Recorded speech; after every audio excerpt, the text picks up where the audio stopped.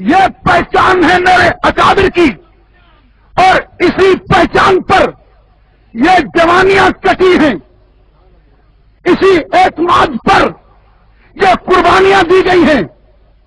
انہیں اگر پتا ہوتا تم آج کچھ کہتے ہو کل کچھ کہو گے، جنہیں آج کافر کہتے ہو کل بھائی بنا کر دینی جماعت کہو گے، اور ان کے کفری مراکز کو دینی مدارس کہو گے، یہ اسی وقت تمہیں کہتے کہ اب جو کہتے ہو اس پر رہو گے بھی صحیح۔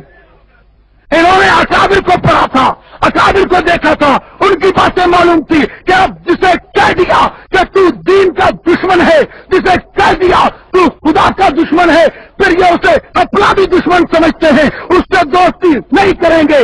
اب کٹ جائیں گے لیکن دس جائیں گے، مرتے مر جائیں گے، نہ اس کے قریب جائیں گے نہ اس کو قریب لائیں گے۔ انہیں کیا پتا تھا کہ تو چندہ اکابر کے نام پر لے گا؟ انہیں کیا پتا تھا کہ تو کھائے گا پیے گا اکابر کی ضرورت کا نام بیچ کر، اور اس کے بعد تو غداری کرے گا؟ لیکن مول صاحب یہ نہ کہو، کیسے نہ کہوں؟ میرے بھائیوں نے قربانی دی ہے، میرے بچوں نے قربانی دی ہے، میری بہنیں بیوہ ہوئی ہیں، میری ماں کی جولیاں خالی ہوئی ہیں، میرے جوان پھانسیوں پر لٹک گئے ہیں، میرے جوانوں میں گولیوں کی بوتان میں بھی کلمہ حق کہا ہے، میرے ساتھیوں نے اپنی جانیں قربان کر دی ہیں، کئی گھر لٹ گئے، کئی گھر لٹ گئے، کئی جوانیاں قربان ہو گئی، ہاں کئی بچیوں کے سہاگ گزر گئے۔ آج تو مجھے کہتے کہ یہ سختی نہ کر، سختی کیسے نہ کروں؟ بات سیدھی ہے، جب وہ کفر ہے تو کفر کے مقابل آنے والوں کی اگر تو ہمت افزائی نہیں کرتا، تعریف نہیں کرتا، تو کم از کم تجھے زبان کو دیکھنی چاہیے تھی۔ الٹا تو انہیں ایجنسیوں کا ایجنٹ کہے، الٹا تو ان کو کوسے، کفر کو بغل میں بٹھائے، کفر کے ساتھ مل کر ہاتھوں میں ہاتھ ملا کر ان کو دھکا دے جو کفر کے مقابلے میں سچ بتا۔ قیامت میں تو محمد علی کو کیا منہ دکھائے گا؟ قیامت میں تو رب العالمین کو کیا منہ دکھائے گا؟ اگر محمد علی صلی اللہ علیہ وسلم نے پوچھ لیا جو عائشہ پہ لعنت کرتا تھا وہ تجھے پسند کیسے آیا؟ جس کو صدیق اکبر پسند نہیں آیا اسے تو پسند کیسے آیا؟ تو کیا جواب دے گا؟ تجھے اختیار ہے، سیاسی سوچ تیری اپنی ہوگی، میری اپنی ہوگی، کسی اور کی اپنی ہوگی، لیکن اکابر کے نام پر داغ مت بناؤ۔ کیا اکابر نے جس کو کفر کہا تھا تو اسے ایمان اور دین کہتا ہے؟ اور یہ نہیں کہ وہ ثبوت گم ہو گئے ہیں، یہ نہیں کہ وہ ثبوت گم ہو گئے ہیں، وہ کتابیں موجود، وہ حوالے موجود۔ اگر یہ کفر نہیں ہے، قرآن کو غلط کہنا اگر کفر نہیں ہے، حضور علیہ الصلوۃ والسلام کی ختم نبوت کا انکار کر کے اور عقیدہ امامت اگر کفر نہیں ہے، اگر حضور کے وزراء پہ لعنتیں کرنا کفر نہیں ہے، اگر حضور کی ازواج مطہرات پر لعنتیں کرنا کفر نہیں ہے، اگر قرآن کو غلط کہنا بھی کفر نہیں ہے، تو پھر بتا اور کفر کس چیز کا نام ہے اور کفر کسے کہتے ہیں؟ سیدھی بات ہے، بکو مت۔ ہاں، اگر نام لیتے ہو اکابر کا تو پھر بکو مت، کفر سے سودے بازی مت کرو۔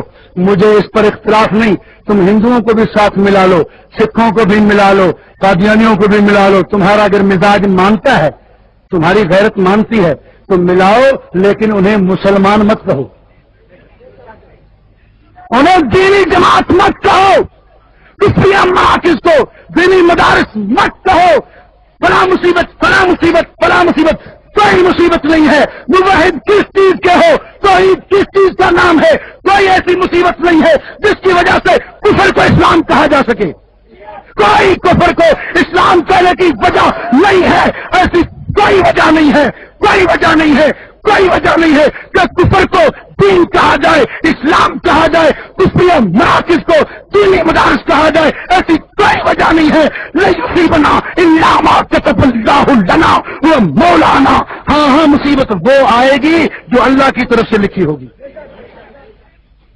قرآن کہتا ہے، اللہ کو تو پتہ تھا نا پہلے سے، نقشان کسی بنا دائرہ، ڈر ہے کوئی چکر نہ پڑ جائے، کسی چکر میں نہ پھنس جائیں، اس ڈر سے تو کفر کو اسلام کہے پھر تو بھی دیوبندی کہلائے گا.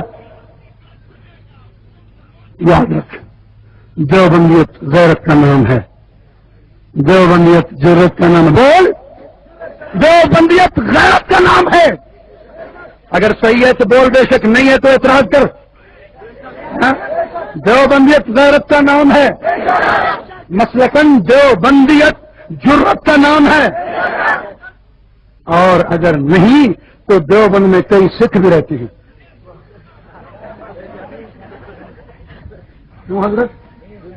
دیوبند میں کئی ہندو بھی رہتے ہیں نہیں رہتے, تو وہ دیوبندی نہیں کہلاتے. دیوبند میں جو سکھ رہتے ہیں وہ اسلام آبادی کہلاتے ہیں, لاہوری کہلاتے ہیں. بولو وہ کیا کہلاتے ہیں؟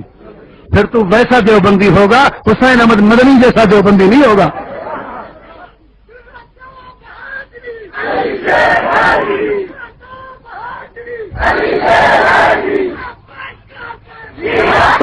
چھوڑ کوئی ضرورت نہیں. نہ میں اپنا نعرہ لگوانا چاہتا ہوں, نہ مجھے یہ پسند ہے. یہ اللہ کا قرآن ہے. جب تم میرا نعرہ لگاتے ہو مجھے کوفت ہوتی ہے. مجھے کوئی ضرورت نہیں. لیکن یہ ضرور سوچ کہ تجھے دیوبندیت کے نام پر ٹھگ کون رہا ہے, دھوکہ کون دے رہا ہے. اور ہر دیوبندی سچا نہیں ہوتا. دیوبندی سکھ ہو سچا نہیں ہوتا. دیوبندی ہندو ہو سچا نہیں ہوتا. دیوبندی عیسائی ہو سچا نہیں ہوتا. دیوبندی بے ایمان ہو سچا نہیں ہوتا. کوئی دیوبند کا نام لینے والا بے غیرت ہو وہ سچا نہیں ہوتا. سچا دیوبندی وہ ہے جو با ایمان بھی ہو با غیرت بھی ہو, جو جرأت اور غیرت میں وہ مثالی کردار رکھتا ہو کہ جب ہٹتا ہے ہٹتا نہیں ہے.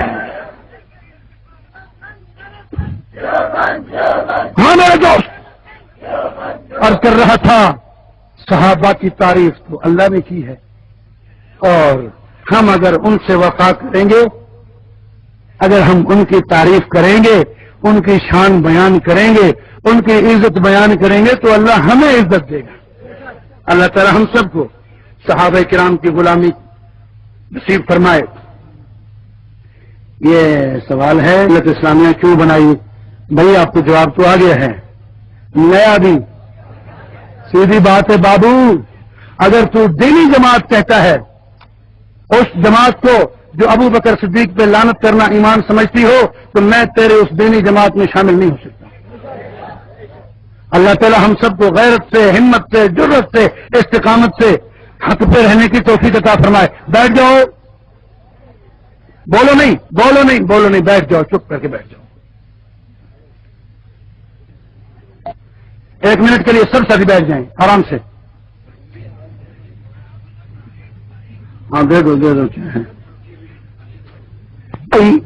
میری تقریر پر کوئی سوال ہو, کوئی اعتراض ہو, تو وہ آپ لاکھ مرتبہ مجھ سے یہاں کھل کر پوچھیں. چٹھیوں کے بجائے آپ بھلے کھڑے ہو کر سوال کر دیں, آپ کو اجازت ہے. لیکن دوسرے مسائل پوچھنے ہیں تو علماء موجود ہیں, مدارس موجود ہیں, اور آپ بھی کہیں مجھ سے پوچھنا چاہتے ہیں تو مجلس میں پوچھ سکتے ہیں. یہاں جب آپ چٹھی دیں گے تو یہی سمجھا جائے گا کہ شاید تقریر پر کوئی سوال ہے. تقریر پر کوئی سوال ہو تو چٹھی کی بھی ضرورت نہیں, آپ کھڑے ہو کر سوال کر دیں. لیکن دوسرے مسائل پوچھنے ہیں تو اس کا یہ موقع نہیں ہوتا. اب سب ساتھی تشریف رکھیں, کوئی مت اٹھے دعا سے پہلے, اور حضرت بکوٹی صاحب دعا فرمائیں گے.